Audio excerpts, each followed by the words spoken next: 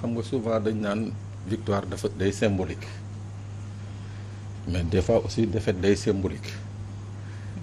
gis nga victoire Benno bi entre guillemets dafa am doublement un goût amer parce que da ngay jël processus électoral bi processus bi yëpp ils se sont employés à faire en sorte que leaders yi nga xam ne ñoo nekk Yewwi bañ a bokk ci élection ça il faut le rappeler quand même c'est très important ils se sont arrangés ils ont tout fait fu nekk jaar nañ fa bien sûr avec la complicité de la direction générale des élections avec la complicité du conseil constitutionnel ba parvenir à leur résultat mooy lan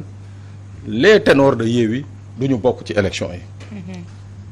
Pourquoi ma ne cette symbolique là a un sens c'est-à-dire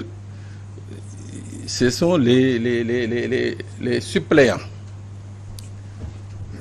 tey du Yewwi moom la Benno amal problème de suppléant wu Yewwi la Benno amal problème ça il faut que c'est-à-dire non parce que tey Yewwi ci boppam bu ñu gisee les chiffres là yi génn ci urne yi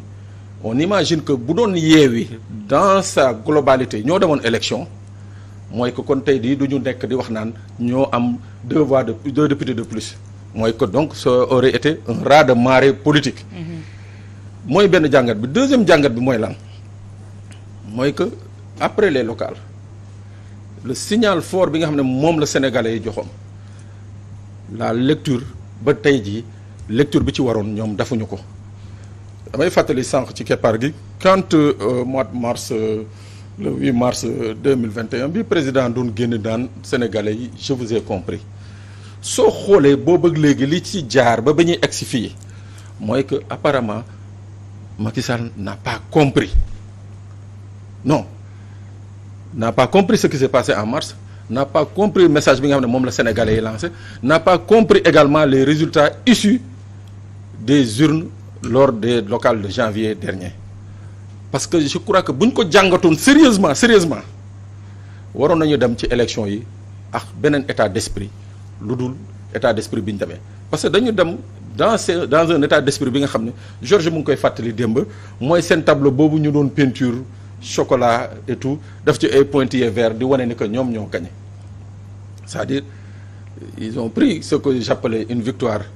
entre guillemets géographique pour beaucoup ko imposer comme une victoire politique aujourd'hui la réalité politique moo ñëw redéfinir exactement le jeu c'est quoi mooy que même avec 82 députés ceux-là de Benno ils ne devraient pas être fiers d'eux. C'est-à-dire même avec 82 députés ils ne devraient pas être fiers d'eux mooy que tey jii ils ont la chance historiquement ñi nekk Benno dugg ci histoire du Sénégal en quoi faisant mooy assemblée ñu débrider ko bàyyi le rôle de l'assemblée dérouler wu normalement que les députés puissent